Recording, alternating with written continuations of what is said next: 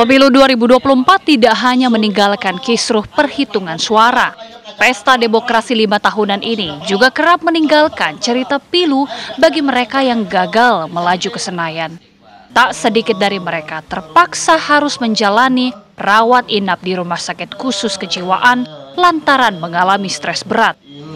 Di Rumah Sakit Umum Daerah Taman Sari, Jakarta Barat, sedikitnya ada 5 orang tim sukses calon legislatif mendaftar untuk menjalani konseling.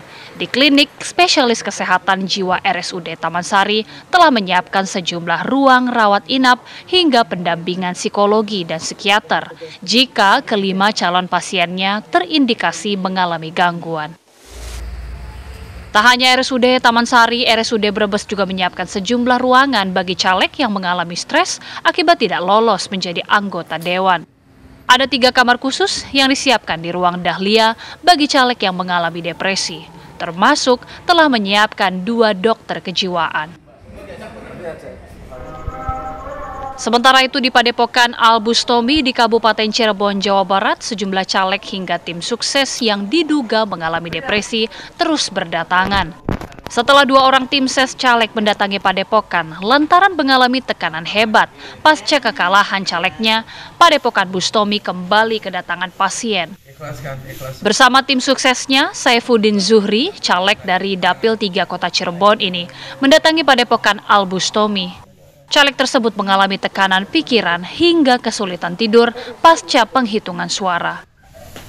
Bahkan salah satu tim sesnya yang merupakan donatur pemenangan terus meracau dan meminta Saifuddin segera dilantik di kursi wakil rakyat. Dari Jakarta, Brebes, Jawa Tengah, Cirebon, Jawa Barat, Arif Budiman Saputra, Trihandoko, Ervan Septiawan, TV One mengabarkan. Dikasihkan sama orang-orang, nih.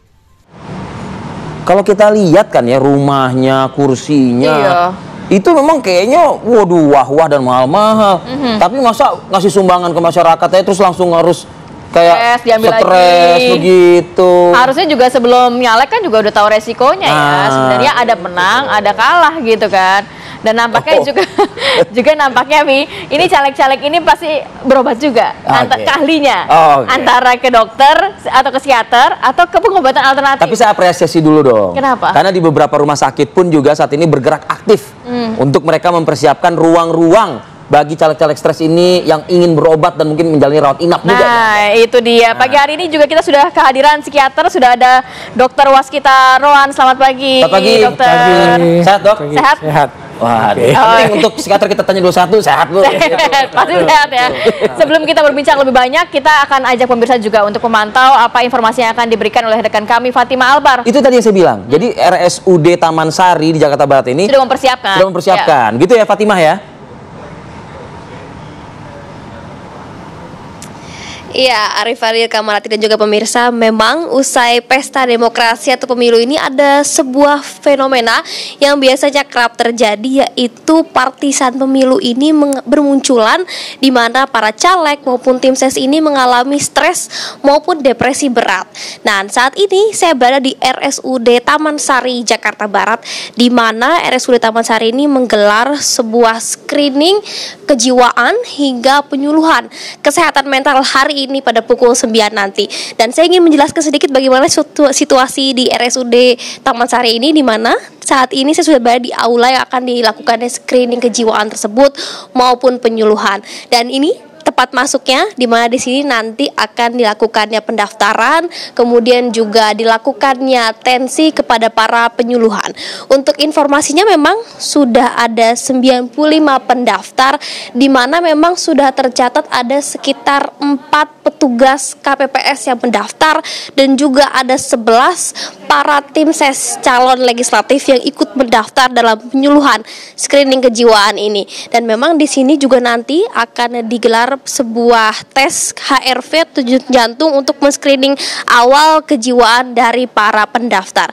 Dan nantinya usai dilakukan screening juga akan dilakukan penyuluhan gratis oleh beberapa dokter, psikiater dan juga spesialis kejiwaan di tempat tepatnya di belakang saya ini nantinya pada pukul 9 akan dilangsungkannya penyuluhan. Dan memang dapat kami sampaikan di RSUD Taman Sari ini tercatat sudah ada 4 petugas KPPS yang mendaftar, kemudian juga ada 11 tim ses calon legislatif yang mendaftar untuk ikut penyuluhan ini. Nantinya bila memang pada saat screening ditemukannya permasalahan yang lebih lanjut, diperlukannya penanggulangan yang lebih lanjut dari RSUD Taman Sari, akan lebih ditingkat lanjutkannya penanggulangan masalah kesehatan mental tersebut ke para caleg-caleg maupun tim ses yang berperan dalam kemenangan calon legislatif pada pemilu ini. Dan dapat kami informasikan juga memang dari 95 orang ini memang belum semuanya teridentifikasi para caleg-caleg tersebut maupun tim ses yang terdaftar. Nantinya akan di-screening lebih lanjut siapa sajakah yang memang bagian dari partisan pemilu, melalui petugas pemilu, tim ses pemilu maupun para caleg itu sendiri. Nantinya akan di-scanning lebih lanjut dan juga akan disampaikan kepada masyarakat memang terdata berapa banyak sih di daerah Jakarta sekitarnya yang ikut turut mendaftar dalam penyuluhan kesehatan mental maupun screening kesehatan mental tersebut. Nanti kita akan tunggu berapa banyak penyuluhannya, berapa banyak para caleg-caleg tersebut yang daftar yang memang membutuhkan perawatan medis langsung. Namun juga di RSUD Taman Sari ini juga menyediakan spesialis kejiwaan di mana bisa mendaftar secara langsung ke spesialis tersebut untuk ditindaklanjuti. Dan jika memang dibutuhkan lebih lanjut akan dilanjutkan ke rumah sakit yang memang memiliki peralatan lebih memadai. Sementara itu Arif Fadil Kamarati kembali ke studio. Baik, terima kasih. Terima kasih. Tadi dikatakan itu baru satu rumah sakit loh, 95 yang sudah mendaftar walaupun belum menjalani screening. Apakah juga mengalami gangguan kejiwaan dan lain sebagainya. Kita langsung tanyakan ke Dokter Waskita kalau melihat apa sih sebenarnya gejalanya. Terus apakah memang setiap pemilu selalu banyak nih caleg yang mengalami gangguan kejiwaan, depresi, stres dan lain-lain? Oke, mungkin begini ya. Kita juga masih lihat bahwa orang-orang yang depresi itu biasanya kan mempunyai harapan ya, bahwa dia akan menjadi terpilih keinginannya dan lain-lain, dan mungkin juga lingkungan sudah melihat dia dan lain-lain. Nah, begitu harapannya tidak tercapai, seseorang pasti ya, kita manusia normal pasti ada kecewa. Nah, teman, orang menyikapi kecewa itu macam-macam. Ada yang bisa dengan legowo, menerima. Ada yang bisa nggak terima, tapi masih terkontrol. Masih oke. Tapi ada juga yang terus larut dalam kesedihannya terus. Nah, itu yang nggak boleh. Karena lama-lama depresi makin dalam itu yang nggak baik. Itu yang nggak boleh. Oke, tapi gejalanya apa? Sedih terus-terusan, marah, ngamuk. Ada yang emosi loh. Ada yang emosi kayaknya. Betul. Jadi gini, biasanya kadang-kadang pertama bisa bentuk marah-marah ada. Kedua, kadang-kadang kalau yang kebetulan kepribadiannya introvert, dia malah menarik diri. Dia nggak mau keluar dari kamar, tidak mau makan. Yang biasa aktivitas dia bekerja atau mengajar atau misalnya aktivitas lainnya tidak dilakukan lagi. Dan ini biasanya kalau memang menurun drastis dan kita amati dalam 2 minggu ini kok perilakunya jadi berbeda banget dengan biasanya. Berarti ini mulai ada tanda-tanda bahwa orang itu mulai ada depresi. Dok, dari beberapa pengalaman, ada pengalaman nggak dok? Mungkin bisa bercerita kepada kita juga nih dok. Iya, jadi pengalaman orang-orang yang ya terutama yang berhubungan dengan caleg-caleg ini politik ya. Jadi orang-orang itu mungkin biasanya sudah mengeluarkan biaya banyak. Kemudian belum lingkungan, energi, waktu dan lain-lain. Dan juga itu biasanya terus kalau sudah mulai menurun biasanya keluarga yang mengkonsultasikan ke psikiater bahwa ini ada sesuatu, mulai ada perubahan. Karena kadang-kadang si orangnya sendiri tidak menyadari, apalagi masih depresi ringan, dan biasanya tidak mau berobat. Apalagi kalau sudah tambah berat, lebih nggak mau lagi kadang-kadang ya.